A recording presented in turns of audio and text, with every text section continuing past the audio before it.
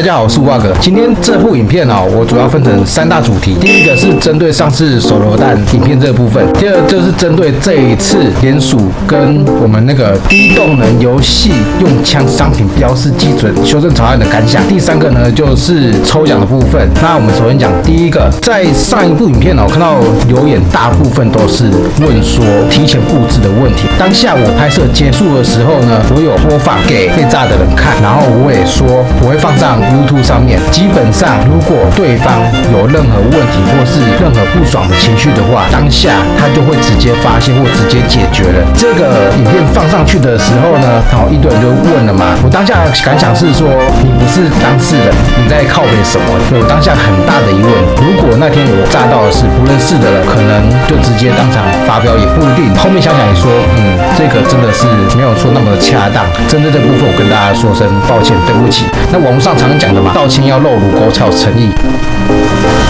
对不起，对不起，我是真的有诚意道歉的。其他的比较不理性或者是说装水这个问题反正如果之后有遇到我的话，要求我不要下场，我 OK。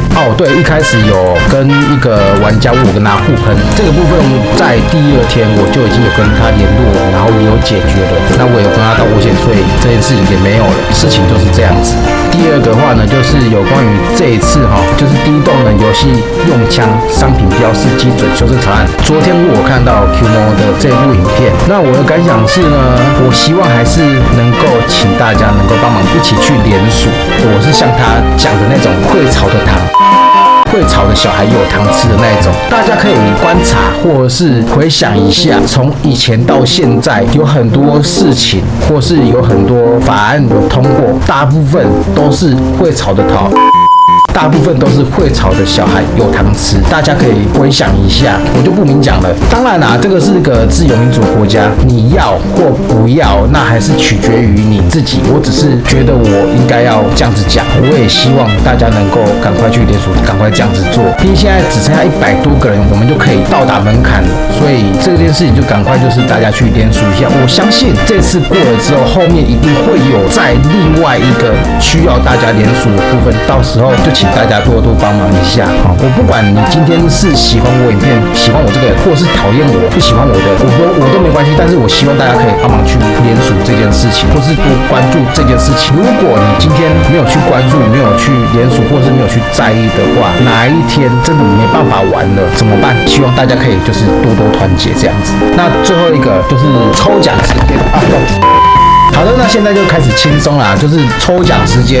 上一次呢，那个3000块新手防护装备已经有人领走了，认领了。那现在我们就抽这个 IKEA 战术背心，肚兜，好。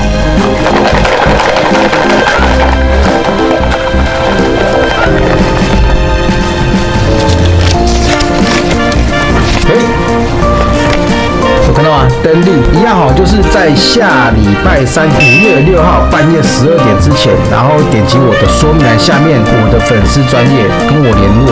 好的，那今天影片就到这边了。喜欢我影片的话，记得订阅、按赞、加分享。如果你不喜欢的话，我也没办法。我是瓦克，我们下次见，拜拜。